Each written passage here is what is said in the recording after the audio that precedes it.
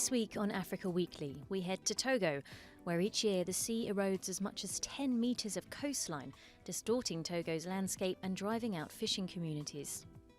Then we head to the Lamu Archipelago in northeastern Kenya, where residents fear a coal-fired power plant project will threaten the delicate ecosystem and tourism that it attracts. But first, here are the stories that made the headlines this week.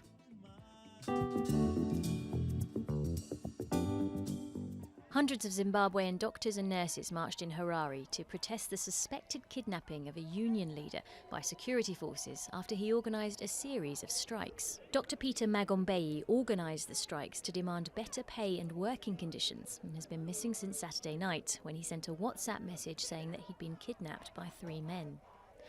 Doctors are paid less than $200 a month in Zimbabwe, a country still struggling with hyperinflation and fuel and food shortages after decades of economic crisis under former President Robert Mugabe. All we know is that Peter was representing the doctors concerning wage issues due to the rising cost of living. We only heard that Peter has been taken, and we thank all of you, and we hope he is found alive. A huge fire at a Liberian Quranic school killed at least 26 people and 2 teachers as flames engulfed their dormitory in one of the worst disasters of its kind for the West African nation. The children were sleeping at the school when the overnight fire began. It's thought an electrical fault could have caused the blaze.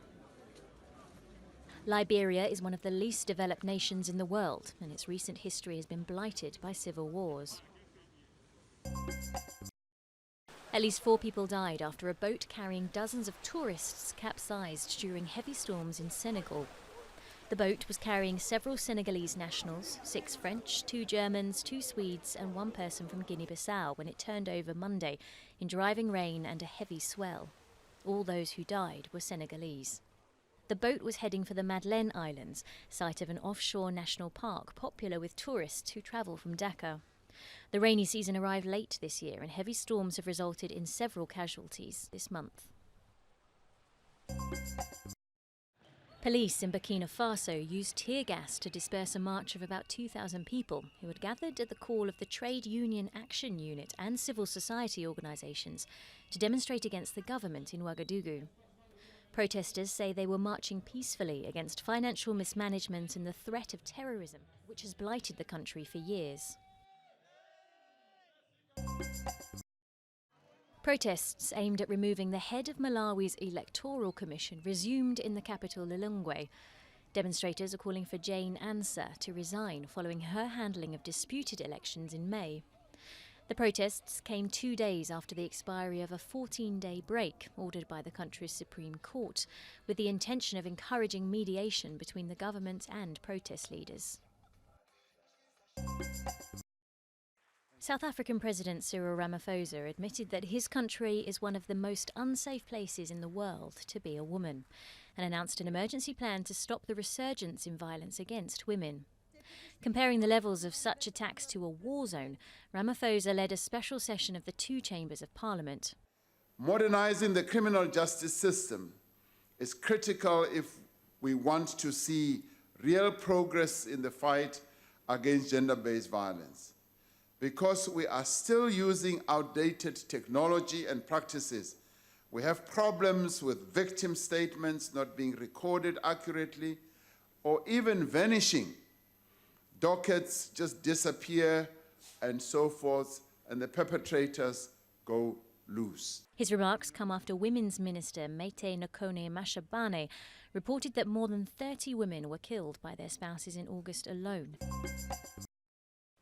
Kenya's Masai Mara National Reserve has welcomed a newborn polka-dotted zebra foal.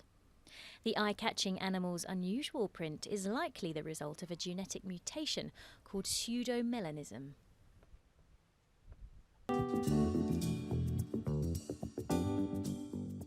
Along Togo's coast, just east of the capital Lome, villagers are feeling the devastation of sea level rise.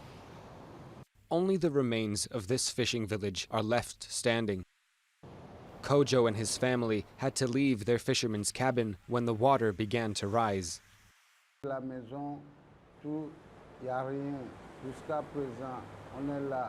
The house, everything, there's nothing left.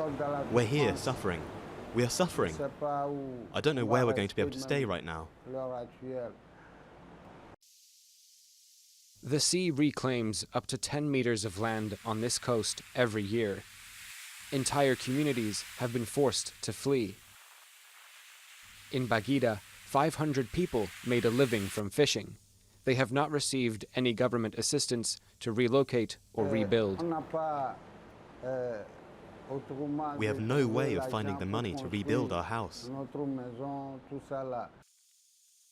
A glance towards the horizon reveals a likely culprit for the coastal erosion, the constant stream of gigantic cargo ships in and out of the port of Lome.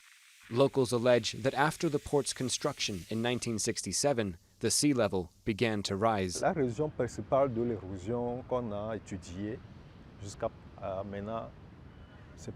The main reason for the erosion is the infrastructure of the port along the coast that disrupts sediment transit.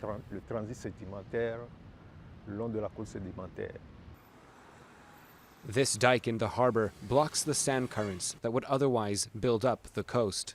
Global warming is also accelerating the erosion process.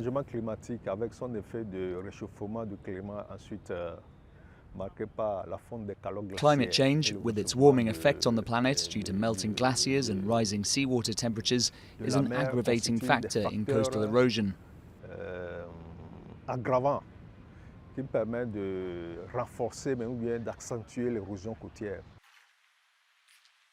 In all, 3,000 people have been displaced by the rising sea level. Several hundred others are awaiting their fate, anxiously watching the waters.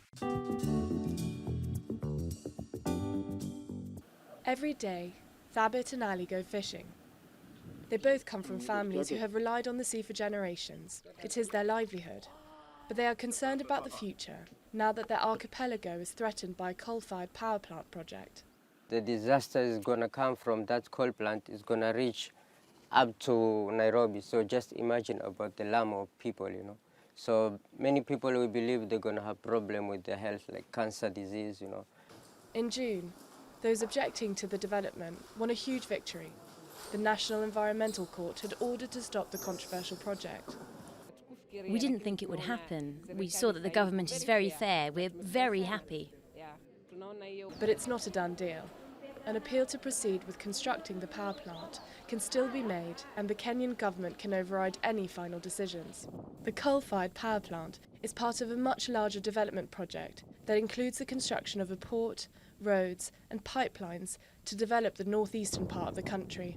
Residents are concerned such developments will disrupt the delicate ecosystem, as well as contribute to a decrease in tourism, which is still fragile after an Englishwoman was kidnapped and her husband murdered in 2011. Tourists, most of them, they don't like, they won't come Lamu as they used to come, will be like few years back. The Lamu Archipelago is a UNESCO World Heritage Site, renowned for its Swahili architecture, beautiful beaches and mangroves. Following the initial decision in June barring any construction, developers were ordered by the court to carry out a fresh environmental impact assessment, the results of which are still pending.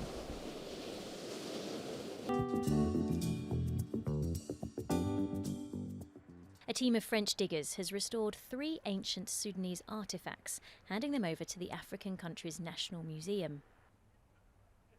The 3 artefacts were discovered at separate archaeological sites in recent years in Sudan. The items are a wall painting of an ancient Kandaka Nubian queen, a Meroite stela, and a wall relief inscription believed to be almost 3,500 years old. That's all from us at Africa Weekly. Until next week.